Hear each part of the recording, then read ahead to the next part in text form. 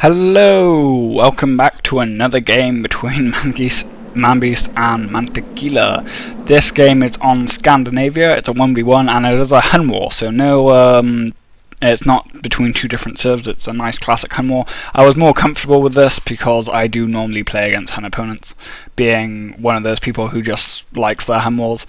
A lot of people don't like hun wars because they see them as unoriginal, and I do get that. You do kind of get the same kind of, okay, let's go scouts and feudal, transition to archers, and then go cavalry archers. That is pretty much the sum up of the game, but at the same time, what I really like about hun wars is that you do get to see a player at their best of their ability. That's why I really like pro games when they are playing huns, because you do get to see them at their best, rather than say, oh, I only lost that game because I was playing Vikings. If they lost that game as huns, then they lost that game playing at their best civ. So, yeah, and most people's best civ is huns, for the record. Anyway, let's get this underway. I'm just going to check the stream. Okay, 5 people looking. That's pretty awesome. Okay, let's do this.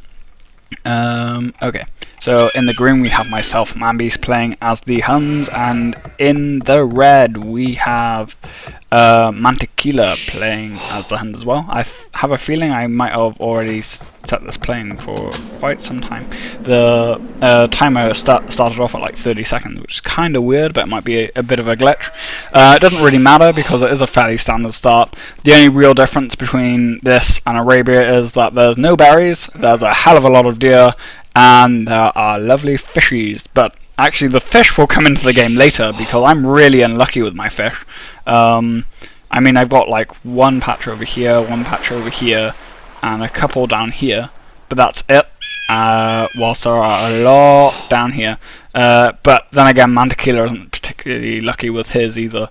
If you look, there's only 2, 3, 4. Well, he does have a higher concentration of fish by here, so if you put a dock by here, that'd be great. So yeah, anyway, fairly normal start. As for the maps is quite interesting because we're both quite close together. Also, Mantequilla's base does have this huge kind of streak of ice, which is just going to make things hard to wall. Yeah, but that's not too bad. I mean, he can wall off if he needs to, but it would be a bit of a weird wall. But he can wall off. He can wall off across here. He's got quite a defensive map if you don't take into account these massive ice streak. He can also wall across here. His main goal is on the top of a hill, so at this point it does definitely look like the map is in my favour. Sorry, the scores just froze. The fact that this gold is on a hill is kind of significant because there is a hill bonus in Age of Empires where if a unit sits at the top of the hill and is attacking downhill, then it does get a plus 25% attack bonus, whilst any unit attacking up a hill will get a minus 25% attack, handicap. Also, when your resources are on a hill, it does make them slightly harder to saturate. So yeah, obviously not a great map for Mantequilla. Now I actually have a score lead for, yeah, no, the scores are very close at this point, and I thought that was really cool because Mantequilla is obviously a lot better than me. So I was kind of proud of that, and this game is a lot closer than the last one. Although Mantequilla, well, I know, we'll see what happens. Anyway, as for my map's not great either. My deer are quite far away from my town centre. I mean, deer are normally quite far away from my town centre, but from your town centre. But on Scandinavia, normally they're a bit closer than on other maps. Whilst in this map, my deer are just quite far away. Although I do have a lot of them. I have 3 over here, and then another 1, 2, 3, 4, 5, 6, 7. So that is a lot of food.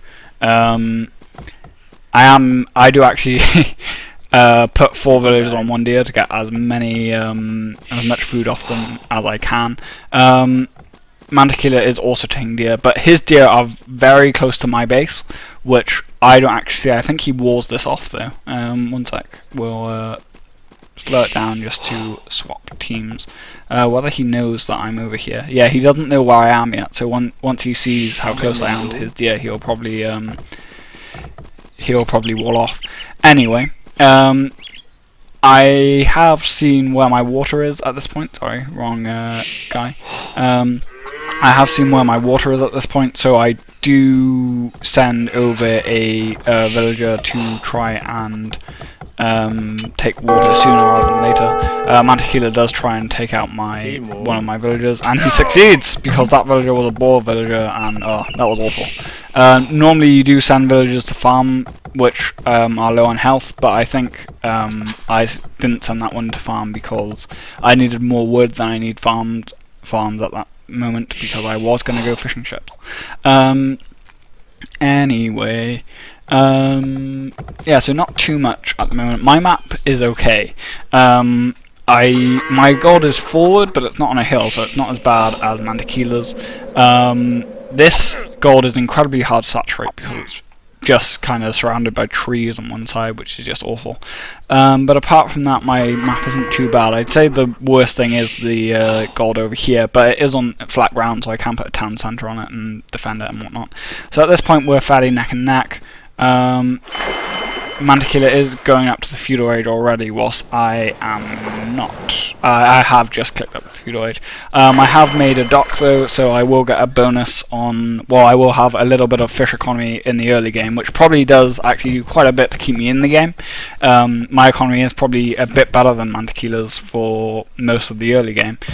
Anyway, Mantequilla has already put down his barrack, so what does that tell us? It tells us that he is probably going to go for a feudal rush, which is just nice because I am a big fan of my feudal wars. What's interesting is that Mantequilla isn't going for fish, as I've already said, which is, it really does hold back his economy compared to mine. If he went for fish, he probably would have won a lot sooner. I do have quite a slow feudal time. Mantequilla's is fairly slow compared to his last feudal time. That's probably because he has a half decent population count. My feudal time is quite slow, but then I think I have 25 pop, whilst he only has 24, and he's already been in feudal for around 60 seconds, so he probably only had 22 when he was going up. He does build 2 stables really far forward. Yeah, he knows my base is right here, so he builds 2 stables incredibly far forward. I've already finished off my stable, and I have my barracks up already, so I'm probably going to be building a couple of spearmen. This is where things do start to get quite interesting. So I've already got one scout out. I am making a spearman, and scouts start pouring into my base, which is awful. I do release one of my scouts to try and deal with this, and I get my villagers in there just because that will even out the things. Plus the spearman has just come out, so that really does even out the scores. Unfortunately, I do lose track of my scouts, and one of them dies, so it's one scout for one scout, which isn't too bad. I've got 2 spearmen over here, which is pretty good, but I do lose my starting scout, so obviously I am all over the place at the moment. I do have a couple of fishing ships, only 3, but it is enough to give me quite a significant boost to my economy, and at this point it is pretty much 1 for 1 in all the scout losses. Although, yeah, now it's 3 to 1 actually. Oh no, not good. But I do probably manage to kill off this scout. So what's also bad for Mantequilla is that he's built all his buildings very far forward, which really, if these buildings are destroyed, then that will really limit his capabilities. Unfortunately for me, I do manage to kill off 2 scouts over here with 1 spear, but he has found where my deer are now, so I do send 2 spears over here just to defend them, because my deer hunters are incredibly vulnerable.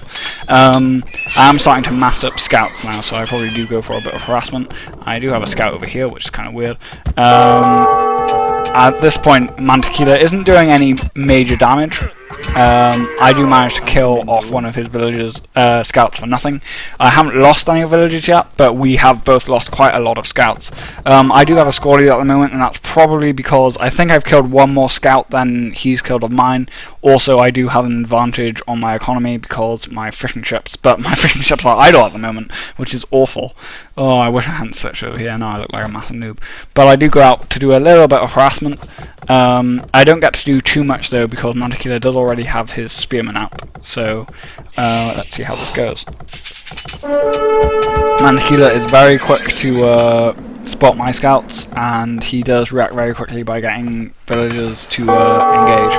At the same time, he is harassing my gold, but I think he killed 1 villager, so that's 1 more villager than I've killed of his, but he has killed 1 of my scouts as well, so things are fairly even at the moment.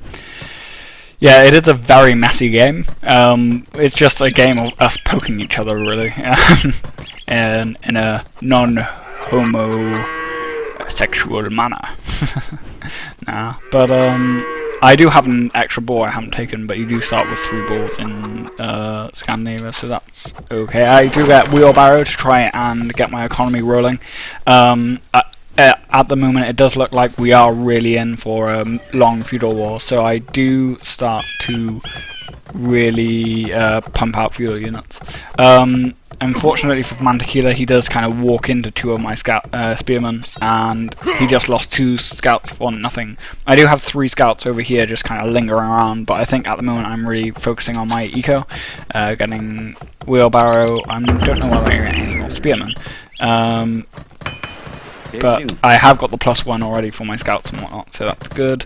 At this point, it is a bit of a lull in the game, and I do make a couple more fishing ships, but my fishing is really bad. I should have made a dock down here, really, where there's a lot more fish. Unfortunately for me, there's only a couple of fish around where I actually built my dock.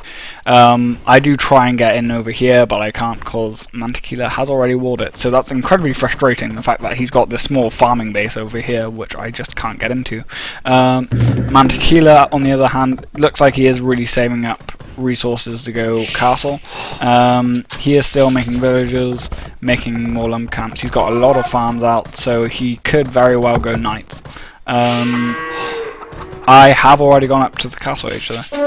Mantequilla has just clicked up though, so we're both fairly neck and neck at the moment. Mantequilla does have a slight advantage, and that's probably due to his economy. He has a lot more farms than I do, and yeah, I have a couple of idle villages over here. They're not idle for too long, but that's kind of bad. So yeah, at this point we've got a fairly neck and neck game. I mean, obviously Mantequilla is better, but I think I'm kind of holding my ground in this game rather than being washed off my feet like I was last time. Let's go to Manbeast. I would imagine I've got all the feudal eco upgrades at this point. If I had to criticise anything about my economy, it would be that I really need more farms, but at the same time I don't need quite as many farms as Mantequilla because I do have fishing ships. Also, I haven't used up all my deer yet, so that just shows how many deer there were.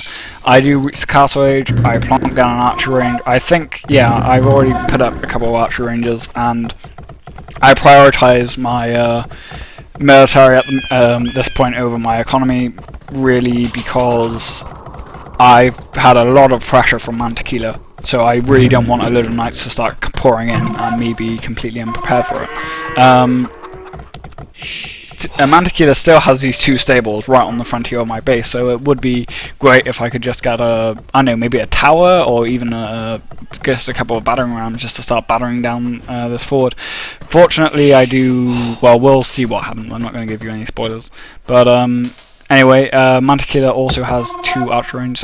Archer ranges. I haven't picked up a lot of things in this game. Like I didn't pick up about my archer ranges over here or Mantequilla's own archer rangers over by here, but Mantequilla is starting to produce cavalry archers.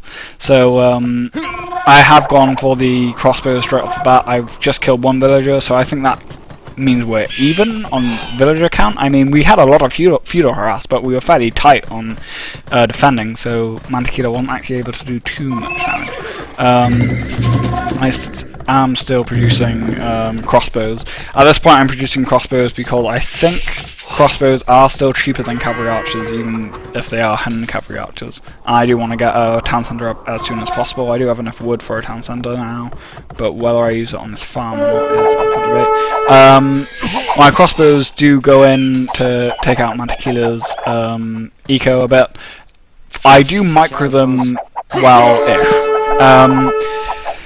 What's nice about crossbows rather than cavalry archers is that they do have extra range, so you can do the old kind of fire and retreat method, which has worked fairly well, keeping in mind that cavalry archers are a lot better than crossbows.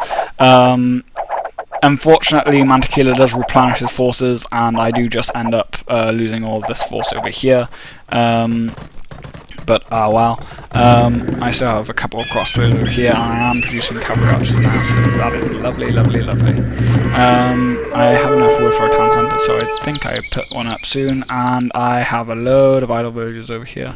I've got the pikeman upgrade as well because I thought he was going for a night rush just because he already had 2 stables out. Fortunately for me, he doesn't go for the night rush, but I do get a chance to put up my town centre over here, so that's nice. After taking out this force over here, Mantequilla does go out for some harassment. Fortunately, I have got a decent sized force over here by now, and I do outnumber him quite a bit. At this point, Mantequilla is starting to draw ahead, and that's probably due to military, and his economy is a lot better. He does have a lot more farms, he probably has a lot more villages as well. Although my economy is okay, I do have a population of 63, which is pretty decent. I am putting up my second town centre as we speak, and I still have a load of idle villages. That's so embarrassing. Anyway, at this point I'm kinda hesitant about engaging his cavalry archers with my crossbows, also around here because there is a hill advantage. At the same time I am trying to take out these this force over by here. What's quite interesting is I think at one point Mantequilla does lose track of quite a bit of his military, and it does just get destroyed, which is quite a significant victory for me. Anyway, I do see these cavalry archers coming, and unfortunately I am able to garrison them quite quickly, but I have these idle over here and they probably die. 1 cavalry archer for 1 villager. Obviously you'd probably prefer to kill the villager, but oh well. I do eventually pick up on these idols, and the pikemen go to their death, so that's not too bad. So I am doing okay.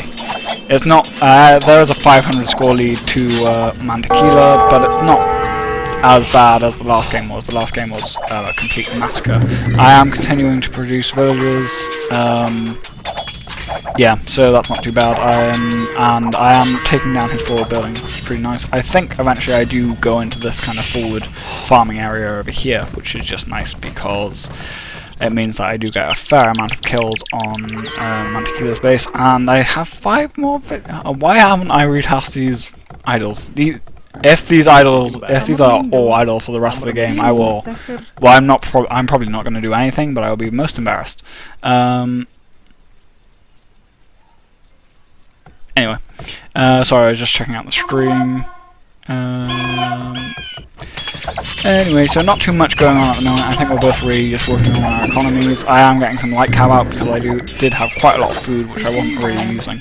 And I also have, I think I have bloodlines. Yeah, I have bloodlines, and I think I might have the first cavalry upgrade. Anyway, I think this is where these villagers die now, so goodbye villagers. You served me well. You didn't serve me as well as you could have because you were just lying around all day, but oh well. This does kind of warn me of a future attack, and I do manage to garrison this town centre. Fortunately for me, Mantequilla doesn't really pay attention to this that much, so I am able to retreat and then use the town centre fire to kill off the rest of his cavalry archers over here, which is just really nice for me. So that's good. I do manage to kill off his main force of cavalry archers over here. At the same time, I have broken through here and killed off 1 villager over there. Maybe a couple more. Yeah, 1 villager over there. So 2 villagers, not great, but at the same time, it's not too bad. Mantequilla does send in knights to kind of finish off these crossbows, and unfortunately, I think they kill off most of my crossbows over there, but that's not too bad. I mean, crossbows aren't exactly great. I do send over a couple of pikes just to defend my crossbows a bit better, and he does send over 4 knights, and I don't know, this is a fairly close match actually. I think what's kind of bad is that my pikes aren't particularly good at attacking, so they just kind of ramble around whilst they're attacking, but I do kill 3 knights, which is pretty decent. Knights are more cost effective than crossbowmen at this point in the game. At this point there's almost a 1,000 point score lead, so things aren't looking too good for me, and Mantequilla has just advanced to the Imperial Age. I think once he advances to the Imperial Age, I'm pretty much like GG. I think I do carry on for a bit for the sake of being a good sport, but no, I kind of know that once he's got to Imperial Age, he has whooped my ass completely. At this point, Mantequilla's economy is really rolling. Look how many farms he has. Lovely, lovely, lovely. Sorry, I'm just drinking my coffee, which has now gone cold. Nothing like cold coffee. But he has, look how many stables he has. He's able to produce 5 knights, well 4 knights, plus he's got 2 extra stables over here, so he's really able to pump up his economy. I do try and go out for a bit more harass, but at this point I know it's really kind of useless. I do have quite the force of cavalry archers, but I'm not really willing to waste them on Cavalier or anything, so I really don't want to engage them when they're not Imperial. So I think I do eventually advance the Imperial Age. I'm not sure. Okay, you can see my university going down, so I probably chuck down monastery after that. I did kill a couple of 1, 2, 3, 4 villagers over there, which is alright. I mean, once you're in an Imperial Age, 4 villagers is nothing really, but every little helps. Yeah, so nothing too much to be said at this moment in time. Monastery is coming up, so I am thinking of going to the Imperial Age. I have a lot of wood and quite a bit of gold, so obviously that helps with my cavalry archer production. I do produce a couple more pikemen because I figure I've seen all his knights, well, Cavalier now, so I do kind of figure that it might be worth investing in pikes because pikes do counter Cavalier fairly well. I mean, before I have killed off quite a lot of paladins with pikes when I've been in the Castle Age and the opponent's been in the Imperial Age, and I have killed off a fair amount of paladins with pikes. Pikes do actually damage paladins quite a bit. Like, don't be surprised if you lose quite a few paladins to pikes, then it's not really worth wasting on paladins. At this point, I see the Cavalier coming, and I garrison the town centre just so I can make this kind of last stand over here. I do know that this is kind of like this will be the deciding factor. If I could kill off these Cavalier, then I might have a chance, but eventually my poor cavalry archers are just outnumbered, and I am also out-tapped, so it doesn't really come out. Also, there's a castle going up here, so well. I keep on playing for a bit just to see how this winds up, but obviously all my cavalry archers are completely destroyed. Yeah, no, before we played these games, Mantequilla did say that he hadn't played for a while, and I was really impressed. I mean, if this is him at his, well, you know, when he's a bit rusty, he hasn't been playing for a while, then I would love to see him at his best. I mean, I definitely wouldn't think he'd be a pro, but I would think he'd be pretty darn good. Anyway, it was an honour to play such a talented player as Mantequilla. Hopefully, eventually, I'm as good as him. I wouldn't bet on it, but hopefully I will one day reach that standard. Hopefully you enjoyed that game. I'm going to show you the end game score things now. I'm just going to check the stream.